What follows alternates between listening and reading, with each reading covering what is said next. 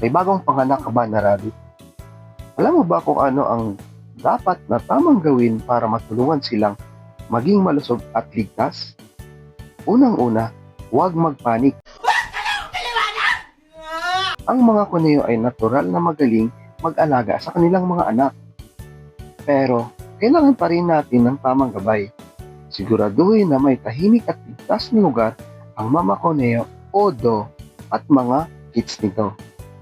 Ang mga kuneyo ay mahilig sa privacy, kaya iwasan ang sobrang istorbo. Huwag hawak-hawakan ang mga baby kung hindi naman kinakailangan. Kasi baka mag-alala ang ina at hindi niya na alagaan ang mga kids nito. Oo, ganun sila. Parang mama bear na may fur. Bigyan ng sapat na pagkain at tubig ang mama kuneho dahil kailangan niya ng extra energy para mag-produce ng gatas.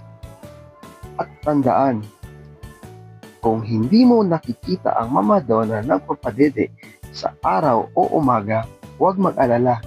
Karaniwan ang mama kuneho ay nagpapadede sa mga kids sa oras ng dilim.